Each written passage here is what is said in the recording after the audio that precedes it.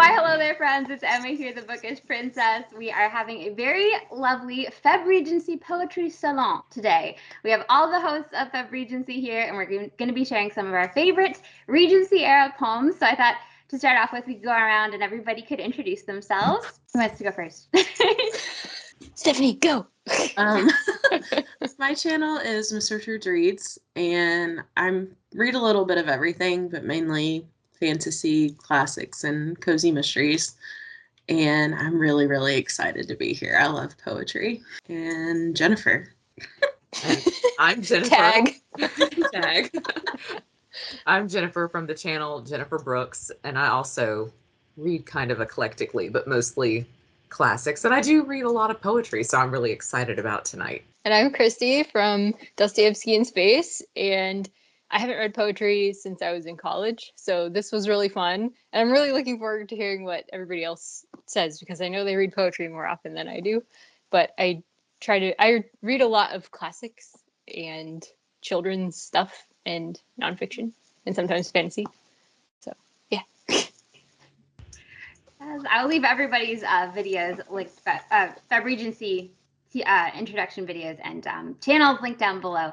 But yeah, I'm so excited, Christy. I know I've seen you on Instagram. We're like posting some videos you were watching of poetry, and Stephanie, I want to hear about. In Discord, we were saying you went to the Lake District on a like Wordsworth kind of trip. So I'm really excited for today's reading.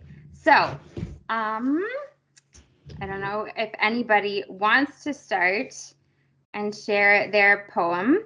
I was kind of going through all my different books, and I feel like there are so many I could pick. I know like Wordsworth is a favorite with me, but I wanted to do Cowper because he's Jane Austen's favorite poet. So it felt like I had to do some Cowper. So I guess I'll go ahead and start us off if that sounds good. And this one I thought was kind of funny. So I have a kitten named Cymbeline. And so raising her over the last 6 months has been an adventure. And Cowper has a poem called The Retired Cat, which I just thought was very funny and maybe a fun one to start us off. So here's the Retired Cat. A poet's cat, sedate and grave, as poet well could wish to have, was much addicted to inquire for nooks to which she might retire, and where, secure as mouse in chink, she might repose or sit and think. I know not where she caught the trick. Nature perhaps herself had cast her in such a mould philosophique, or else she learned it of her master. Sometimes ascending, debonair, an apple tree or lofty pear, lodged with convenience in the fork, she watched the gardener at his work. Sometimes her ease and solace sought in an old empty watering pot, there wanting nothing save a fan, to seem some nymph in her sedan, apparelled in exactest sort, and ready to be borne to court. I feel like Cymbeline often looks like she's just waiting for her courtly attendants to arrive. But love of change, it seems, has place, not only in our wiser race. Cats also feel, as well as we, that passion's force, and so did she. Her climbing, she began to find, exposed her too much to the wind, and the old utensil of tin was cold and comfortless within. She therefore wished, instead of those, some place of more serene repose, where neither cold might come, nor air too rudely wanton with her hair, and sought it in the likeliest mode within her master's snug abode. A drawer it chanced, at bottom lined, with linen of the softest kind, with such as merchants introduced from India for the lady's use, a drawer impending o'er the rest, half open in the topmost chest, of depth enough and none to spare, invited her to slumber there. Puss, with delight beyond expression, surveyed the scene and took possession. Cats take possession of everything. Recumbent at her ease ere long, and lulled by her own humdrum song, she left the cares of life behind, and slept as she would sleep her last, when in came, housewifely inclined, the chambermaid, and shut it fast, by no malignity impelled, but all unconscious whom it held. Awakened by the shock, cried Puss, was ever cat attended thus? The open drawer was left, I see, merely to prove a nest for me. For as soon as I was well composed, then came the maid, and it was closed. How smooth these kerchiefs, and how sweet! Oh, what a delicate retreat! I will resign myself to rest, till Sol, declining in the west, shall call to supper, when, no doubt, Susan will come and let me out. The evening came, the sun descended, and Puss remained still unattended. The night rolled tardily away. With her, indeed, 'twas never day. The sprightly morn her course renewed, the evening gray again ensued, and puss came into mind no more than if entombed the day before. With hunger pinched and pinched for room, she now presaged approaching doom, nor slept a single wink or purred, conscious of jeopardy incurred. That night, by chance, the poet watching heard an inexplicable scratching. His noble heart went pit-a-pat, and to himself he said, "What's that?" He drew the curtain at his side, and forth he peeped, but nothing spied. Yet by his ear directed, guessed something imprisoned in the chest, and doubtful what, with prudent care, resolved it should continue there. At length a voice, which well he knew, a long and melancholy mew, saluting his poetic ears, consoled him and dispelled his fears. He left his bed, he trod the floor, he gan to in haste the drawers explore, the lowest first, and without stop, the rest in order to the top. For 'tis a truth well known to most, that whatsoe'er thing is lost, we seek it ere it come to light, in every cranny but the right.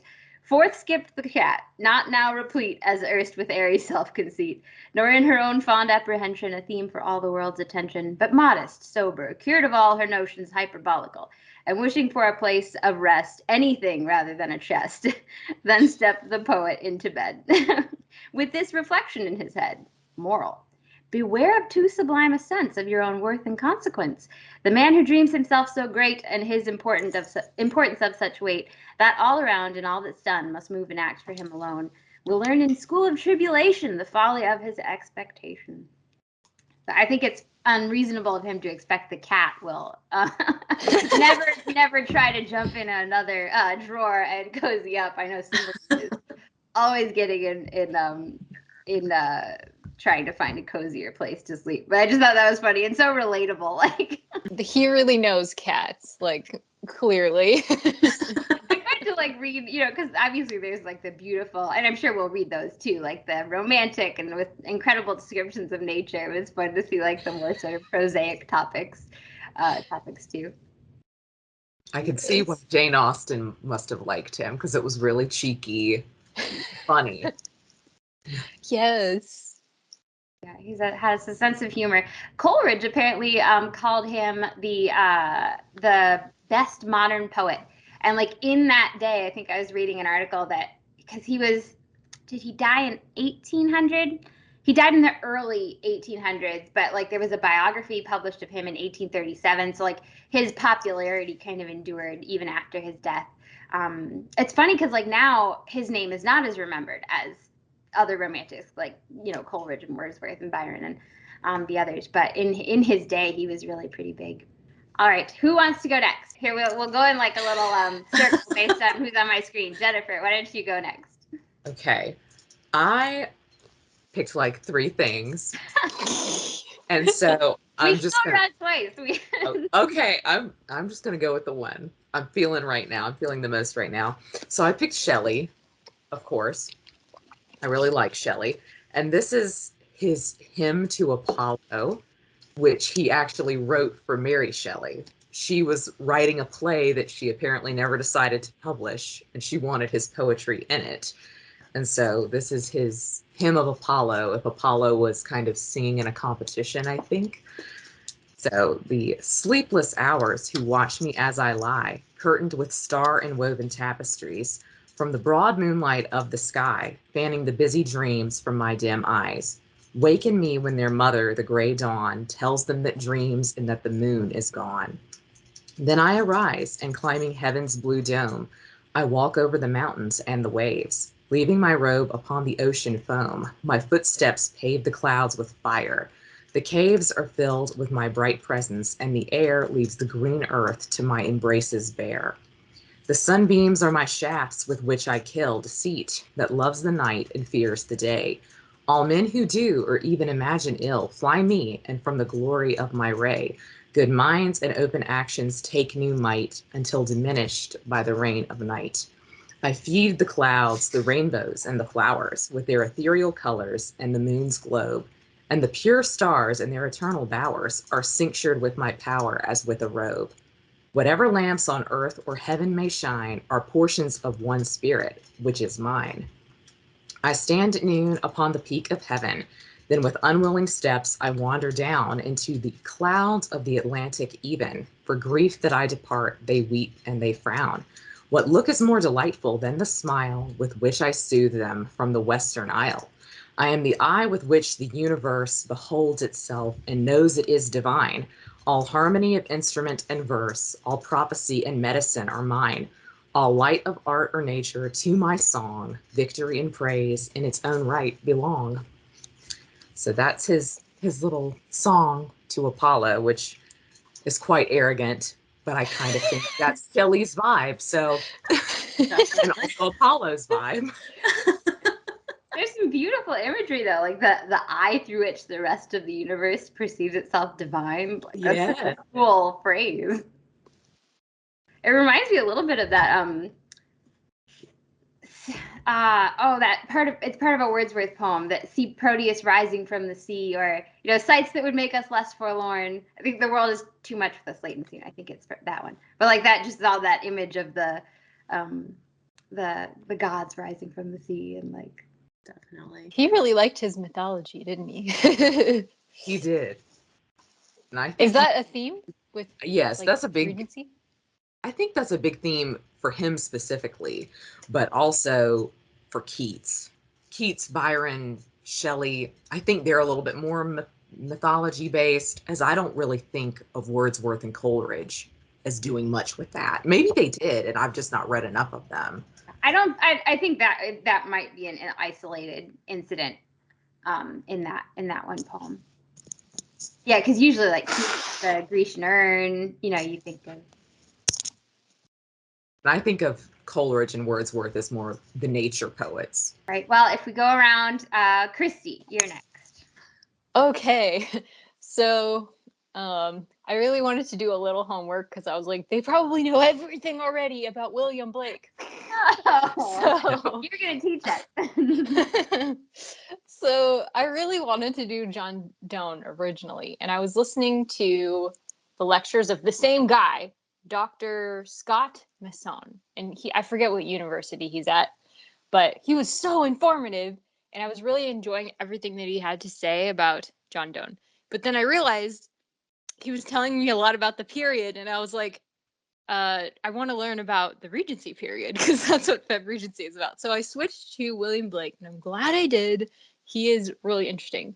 So he was like an earlier writer in the Regency period. The doctor Dr. Masson, or I don't know how you pronounce his name, but he kept referring to him as a romantic. So is that just like a movement of art during the period of the Regency, or how did they line up exactly? That's what I would say. That's my understanding. Yeah. Okay, so I was like, romantic, Regency. I don't know how exactly I would refer to William Blake, but he's in both. He's part of both. So he's actually more famous, I guess, as a visual artist than even as a poet. But I think he's also very famous as a poet because I remember studying him in school, like the tiger, burning bright one.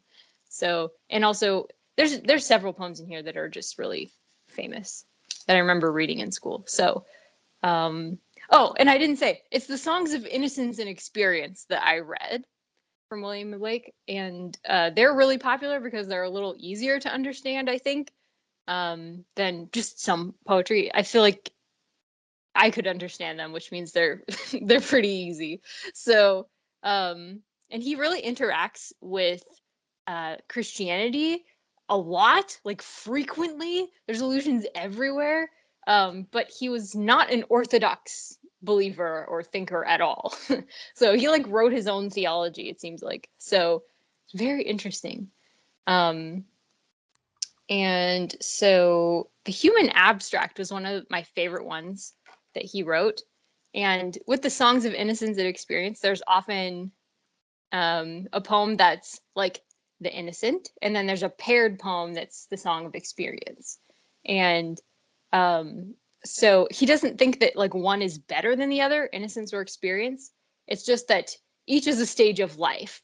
And so we hear a lot of poetry, like say from a child, who is in the innocent phase and he's not bitter or anything. And then you'll hear about him you'll hear a child in the experience group of poetry who is more bitter. So as they grow older and they realize what's going on in their lives, like chimney sweeps and stuff like that. Like, so anyways, so for the human abstract, I think the poem of innocence that it's paired with is the divine image, because both of them personify a lot of virtues and vices. So I'll read the poem The Human Abstract, because a lot of the poems of experience just really stood out to me, and I really thought they were very they just really grabbed my attention, whereas the Songs of Innocence were more, they were like simpler, and I guess I would think of more almost like nursery rhymes, you know, because I think it's supposed to be like the voice of an innocent child speaking in a lot of them. Okay, so here's the human abstract. Pity would be no more if we did not make somebody poor, and mercy no more could be if all were as happy as we. And mutual fear brings peace, till the selfish loves increase. Then cruelty knits a snare, and spreads his baits with care. He sits down with holy fears, and waters the ground with tears. Then humility takes its root underneath his foot. Soon spreads the dismal shade of mystery over his head, and the caterpillar and fly feed on the mystery, and it bears the fruit of deceit, ready and sweet to eat, and the raven his nest has made in its thickest shade. The gods of the earth and sea sought through nature to find this tree, but their search was all in vain. There grows one in the human brain. That last line just got me so much. So I think it's referring to the tree of good and evil, because there's a lot of vices mentioned.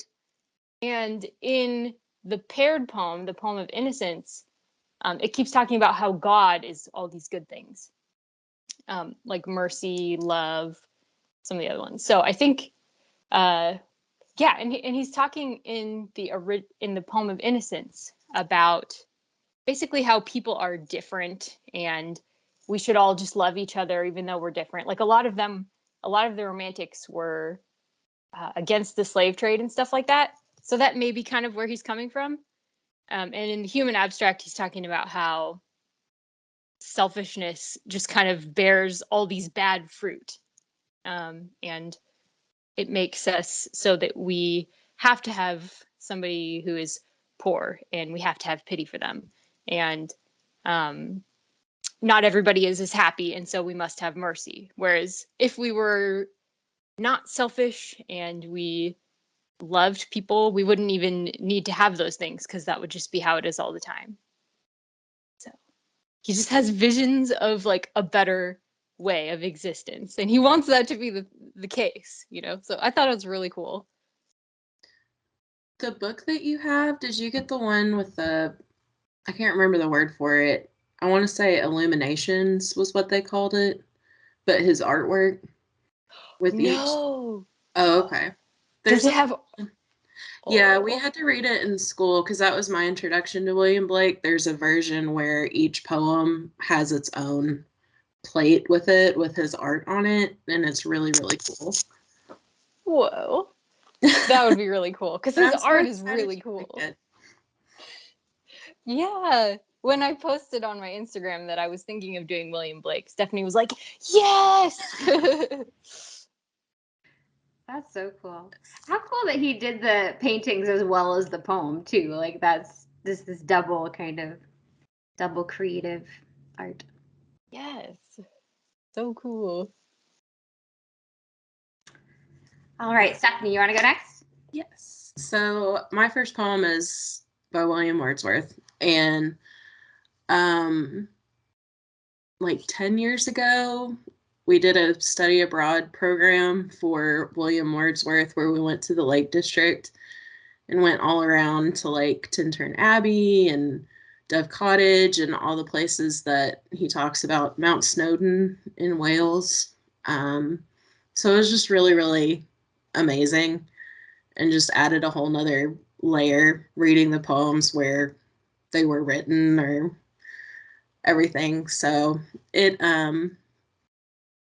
my teacher was really, really awesome, and he just really solidified a love of Wordsworth, just the way he talked about it. So I picked I Wandered Lonely as a Cloud, which I think is one of his most well-known poems.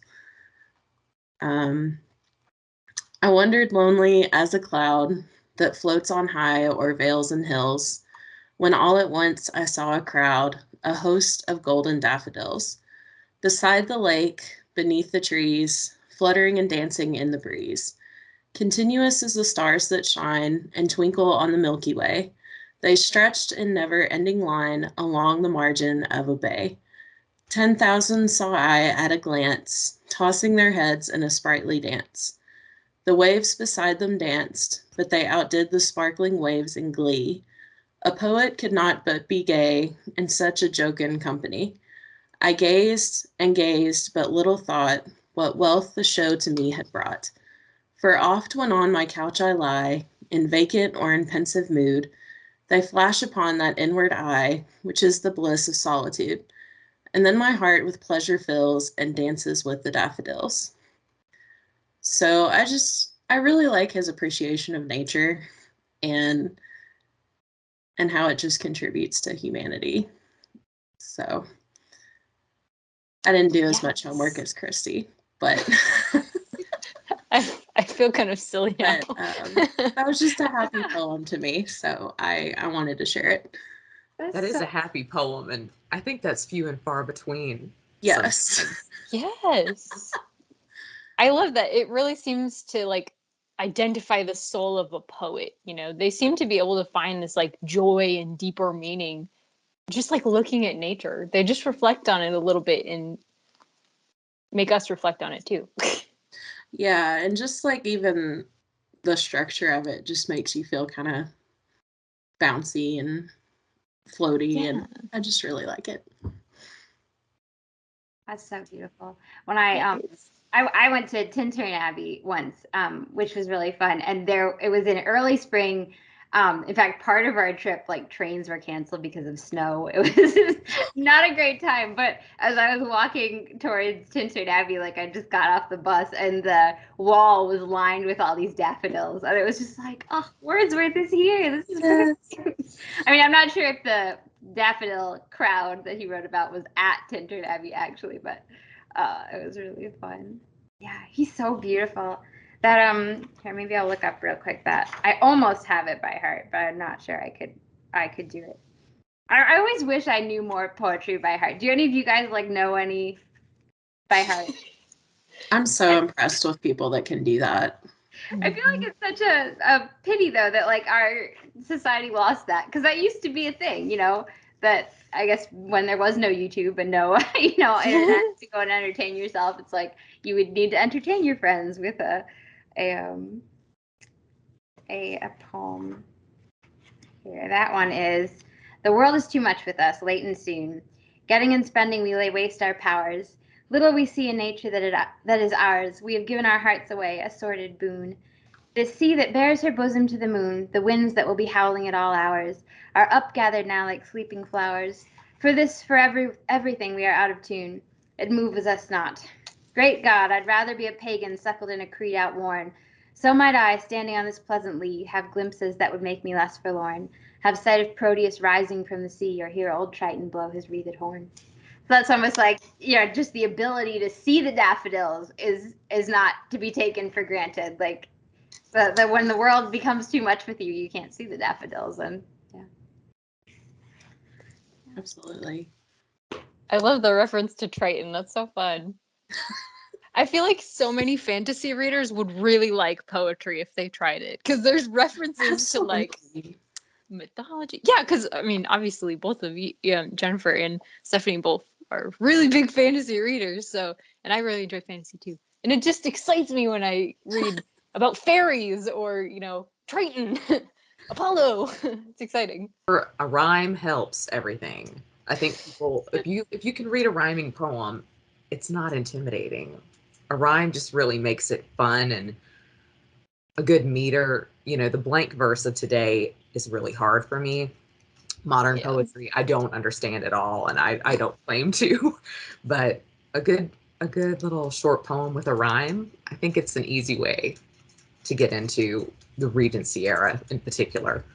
Or reading it out loud too. That was a suggestion my professors gave us, because hearing it and saying it helps kind of make everything click too. I was really shocked when I opened William Blake, and I was like, I can understand all of this. I thought I'd be puzzling over these, but I actually read them really fast, and the ones that I really wanted to think about I would come back to, but they were all understandable very quickly.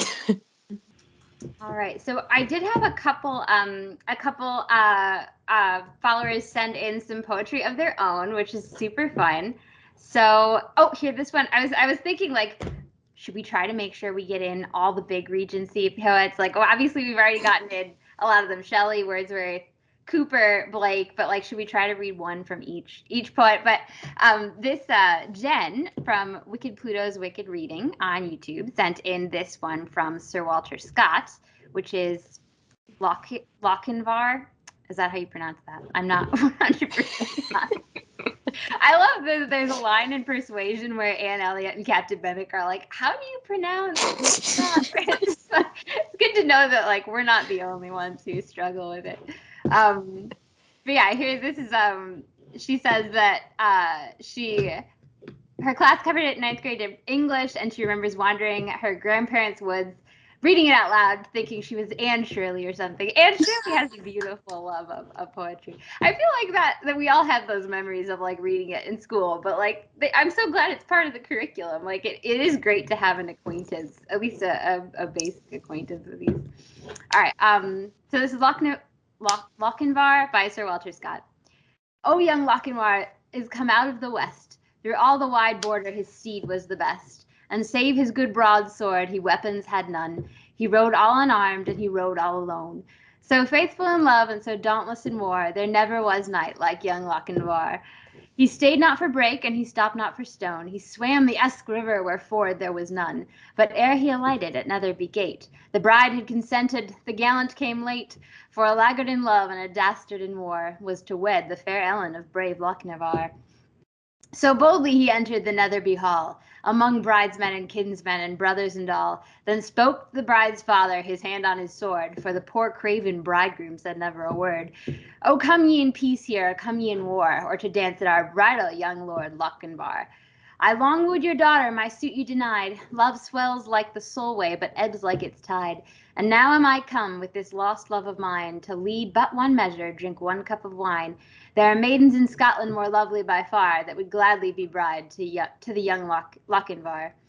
The bride kissed the goblet, the knight took it up. He quaffed off the wine, and he threw down the cup. She looked down to blush, and she looked up to sigh. With a smile on her lips and a tear in her eye, he took her soft hand ere her mother could bar. Now tread we a measure, said young Lochinvar. So stately his form and so lovely her face, that never a hall such a galliard did grace, while her mother did fret and her father did fume.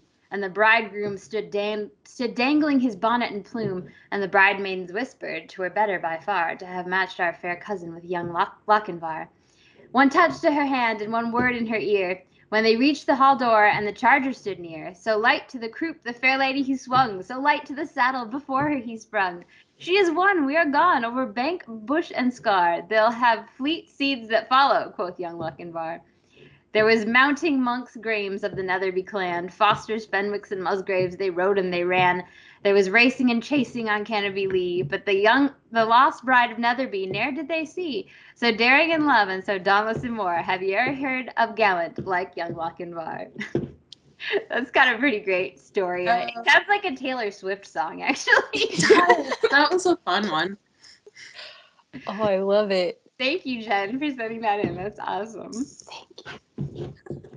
And I have two others, which actually I think I can just play it on my computer, and you guys can hear the audio. Yes, this is a short one from Carrie. Yes. So this is William Blake. Woo! Yes. To see a world in a grain of sand, and heaven in a wild flower, hold infinity in the palm of your hand, and eternity in an hour. William Blake. That's so pretty. I wonder which one. Did you read that one in Songs of Innocence? Or maybe it's from collection? I don't think so. It might be, but some of them are also different. Like online and stuff, they'll have like different versions. So it sounds like Blake though, very abstract. It's beautiful, and I feel like you hear that one quoted sometimes, like that idea of it's so beautiful. Eternity in an hour sounds very, very familiar to me. Yeah. And true, there are hours that feel like eternity. Yeah. Okay, and our other one comes all the way from India. Let me find from Anne's BookTube Refuge for Bibliophiles, and Lisa. I'm not sure if I'm pronouncing that correctly, but she has sent a in St. Edmund's Eve, which is a little bit longer. Let me pull it up here. Hello, Emma, the bookish princess, and all Febregency enthusiasts. Today I am going to recite the poem St. Edmund's Eve by Percy Bysshe Shelley. Here it goes. St. Edmund's Eve. Oh, did you observe the black canon pass? And did you observe his frown? He goeth to say the midnight mass in holy St. Edmund's town. He goeth to sing the burial chaunt, and to lay the wandering sprite, whose shadowy restless form doth haunt the abbey's dear aisle this night. It says it will not its failing cease till that holy man come near, till he pour over its grave the prayer of peace and sprinkle the hallowed tear. The canon's horse is stout and strong, the road is plain and fair, but the canon slowly wends along, and his brow is gloomed with care. Who is it thus late at the abbey gate? Sullen echoes the portal bell. It sounds like the whispering voice of fate. It sounds like a funeral knell. The canon his faltering knee thrice bowed, and his frame was convulsed with fear, when a voice was heard distinct and loud, "Prepare, for thy hour is near." He crosses his breast, he mutters a prayer, to heaven he lifts his eye. He heeds not the abbot's gazing stare, nor the dark monks who murmured by. Bareheaded he worships the sculptured saints that frown on the sacred walls. His face it glows pale, he trembles, he faints, at the abbot's feet he falls. And straight the father's robe he kissed, who cried, "Grace dwells with thee, the spirit will fade like the morning mist at your benedicite. Now haste within, the board is spread, keen blows the air and cold, the spectre sleeps in its earthy bed, till St. Edmund's bell hath tolled. Yet rest your wearied tombs glimpse tonight, you have journeyed many a mile. Tomorrow lay the wailing sprite that shrieks in the moonlight aisle. Oh, faint are my lids and my bosom is cold, yet tonight must the sprite be laid, yet tonight when the hour of horror tolled, must I meet the wandering shade. Nor food nor rest may now delay, for hark the echoing pile. A bell loud shakes, oh haste away, oh lead to the haunted aisle. The torches slowly move before, the cross is raised on high. A smile of peace the canon wore, but horror dimmed his eye. And now they climb the foot-worn stair, the chapel grates unclosed. Now each breathed slow a fervent prayer, and fear each bosom froze. Now paused awhile the doubtful band, and viewed the solemn scene. Full dark the clustered columns stand, the moon gleams pale between. Say, Father, say, what cloister's gloom conceals the unquiet shade? Within what dark unhallowed tomb the corpse unblessed was laid? Through yonder dear aisle alone it walks, and murmurs a mournful plaint. Of thee, black canon, it wisely talks, and calls on thy patron saint. The pilgrim this night with wondering eyes, as he prayed at St. Edmund's shrine, from a black marble tomb hath seen it rise, and under yon arch recline. Oh, say upon that black marble tomb, what memorial sad appears? Undistinguished it lies in the chancel's gloom, no memorial sad it bears. The canon his paternoster reads, his rosary hung by his side. Now swift to the chancel doors he leads, and untouched they open wide. Resistless strange sounds his steps impel, to approach the black marble tomb. Oh, enter, black canon, a whisper fell, oh, enter, thy hour has come. He paused, told his beads, and the threshold passed. Oh horror! The chancel door closed. A loud yell was borne on the rising blast, and a deep dying groan arose. The monks in amazement shuddering stand. They burst through the chancel's gloom. From St. Edmund's shrine, lo, a skeleton's hand points to the black marble tomb. Lo, deeply engraved in an inscription blood-red, in characters fresh and clear, the guilty black canon of Elmham's dead, and his wife lies buried here. In Elmham's tower he wedded a nun, to St. Edmund's his bride he bore. On this eve her novitiate here was begun, and a monk's grey weeds she wore. O deep was her conscience dyed with guilt, remorse she full oft revealed, her blood by the ruthless black canon was spilled, and in death her lips he sealed. Her spirit to penance this night was doomed, till the canon atoned the deed. Here together they now shall rest entombed, till their bodies from dust are freed. Hark! A loud peal of thunder shakes the roof, round the altar bright lightnings play. Speechless with horror the monks stand aloof, and the storm dies sudden away. The inscription was gone, a cross on the ground, and the rosary shone through the gloom, but never again was the canon there found, or the ghost on the black marble tomb. Thank you. Wow, that was quite. I've never come across that one. I feel like Catherine Morland would like read that with his. Mm-hmm. Sounds very. Yes.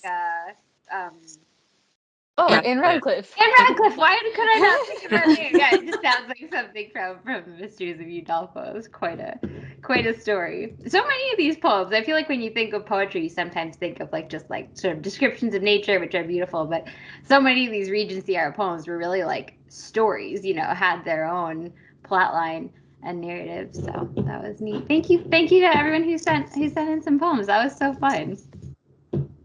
Jennifer, what were the other two that you were thinking about?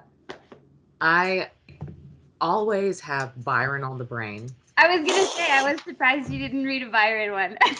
His are so long. I was like, I could pick apart of a Lord Byron poem. So I was gonna pick part of Childe Harold's Pilgrimage, which is my favorite Regency romantic era poem. And then I had a Wordsworth poem that I had never heard of before this week, and it's called The Danish Boy. And it's from Lyrical Ballads, which he wrote with Coleridge, but it's about a Viking warrior haunting a Finn, which was just on brand for me, but it's also just a really kind of unusual, like a spooky gothic type vibe, kind of like St. Edmund's Eve was, which I didn't associate with romantic poetry. Oh. So ghosts, knights, gods, fairies. So what else are we gonna get today? This is exciting. Do you want to read the part from Childe Harold's Pilgrimage? I haven't read that. I'd love to. My brother Athos read that, and when we went to Switzerland, and I think part of it describes Switzerland. I think. Yeah. And he was like reading that out to me, and that was pretty fun. But I'd love to get to that someday. Sure, I will read it. It's only a few stanzas. Perfect. I honed in on a particular passage. So this is like from the very end of Childe Harold's Pilgrimage in the 4th canto when he's in Rome, which is amazing, gorgeous. This is the moment. I think everyone thinks Byron is just really funny and he's really satirical, but he can really turn a phrase and make you think about art and history in such an interesting way. So I'm only going to read a few stanzas. I'll keep it short. I see before me the gladiator lie. He leans upon his hand, his manly brow consents to death, but conquers agony, and his drooped head sinks gradually low, and through his side the last drops, ebbing slow, from the red gash fall heavy, one by one, like the first of a thunder shower, and now the arena swims around him. He is gone, ere ceased the inhuman shout which hailed the wretch who won. He heard it, but he heeded not. His eyes were with his heart, and that was far away. He recked not of the life he lost, nor prize, but where his rude hut by the Danube lay. There were his young barbarians all at play. There was their Dacian mother, he their sire, butchered to make a Roman holiday. All this rushed with his blood. Shall he expire, and unavenged? Arise, ye Goths, and glut your ire. But here where murder breathed her bloody stream, and here where buzzing nations choked the ways, and roared or murmured like a mountain stream, dashing or winding as its torrent strays, here where the Roman millions blame or praise, was death or life, the playthings of a crowd. My voice sounds much, and fall the stars' faint rays on the arena void, seats crushed, walls bowed, and galleries where my steps now seem strangely loud. A ruin, yet what ruin? From its mass, walls, palaces, half cities have been reared. Yet oft the enormous skeleton ye pass, and marvel where the spoil could have appeared, hath it indeed been plundered, or but cleared. Alas, developed opens the decay, when the colossal fabric's form is neared. It will not bear the brightness of the day, which streams too much on all years that man have reft away.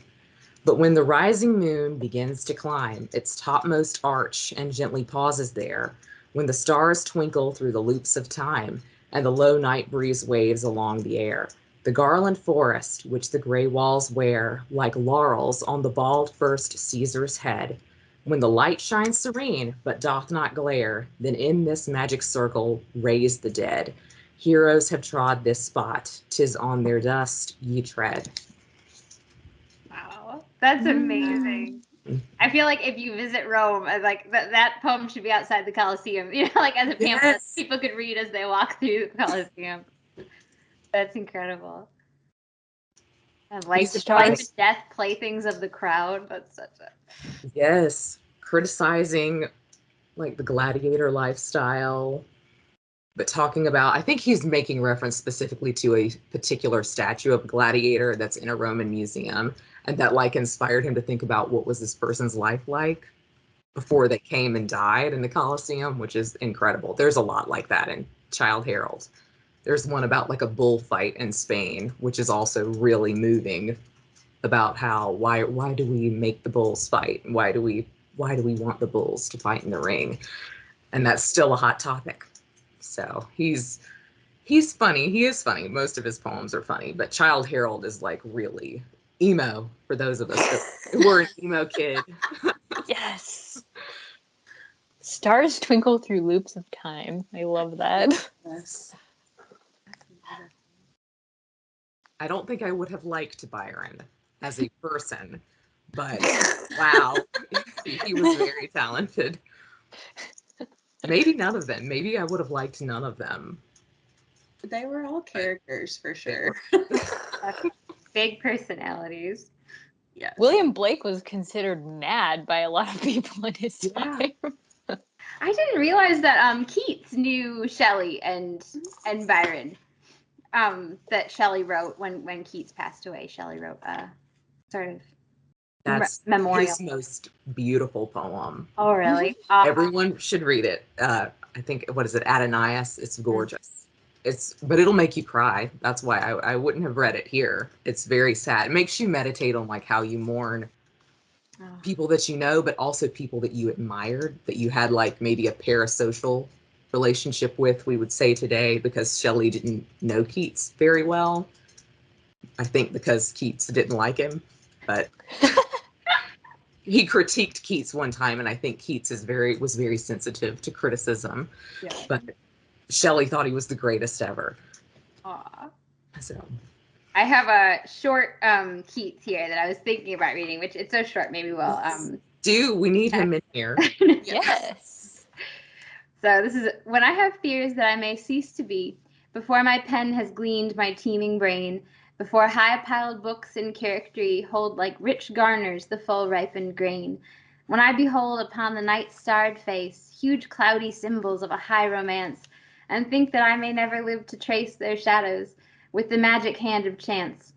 And when I feel, fair creature of an hour, that I shall never look upon thee more, never have relish in the fairy power of unreflecting love, then on the shore of the wide world I stand alone, and think till love and fame to nothingness do sink.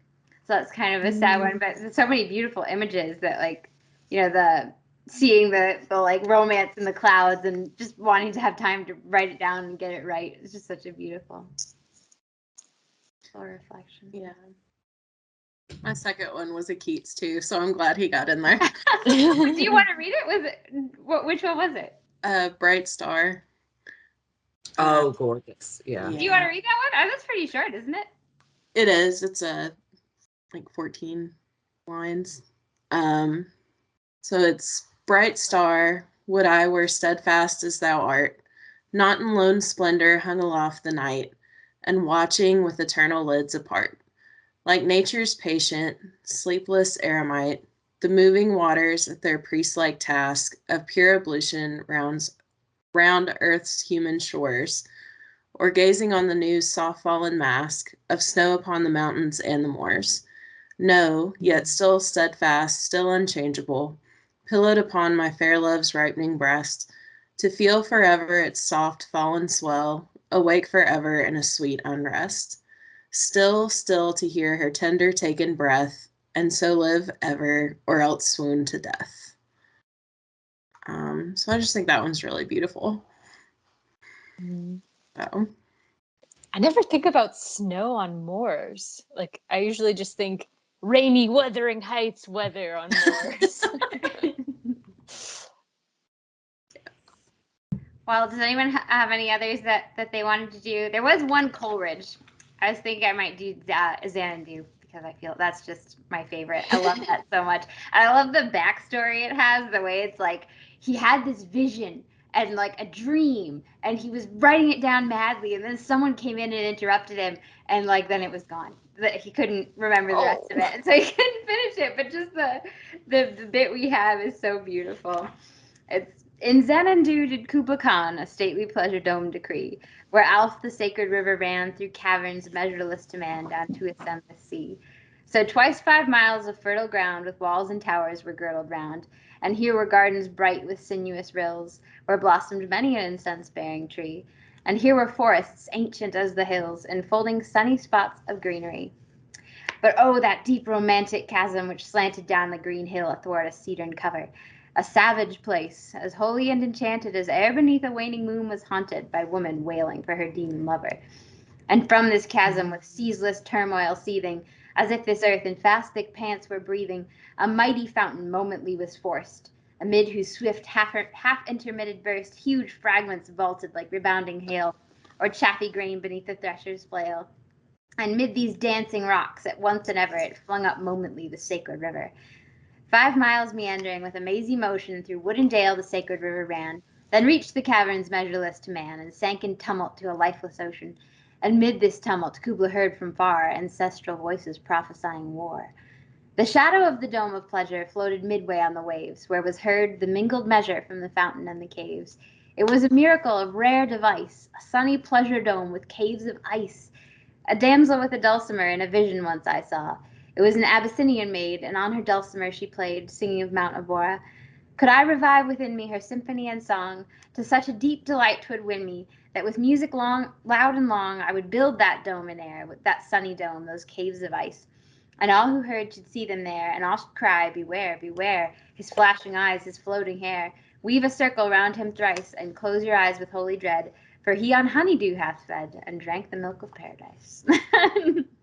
I just think that's so great, like such a sort of out there, the vivid portrait of this imagined landscape makes you want to go out and find some honeydew.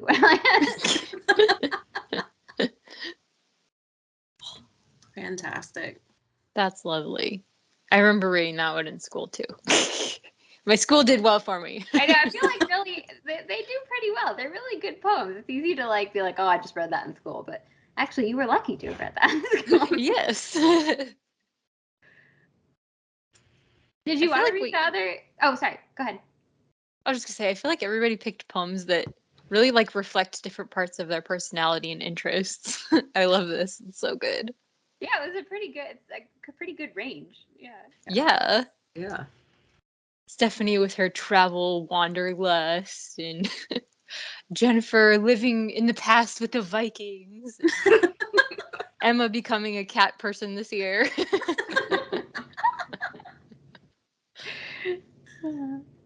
Do we have any other ones? Jennifer, do you want to read the Wordsworth? It's up to you.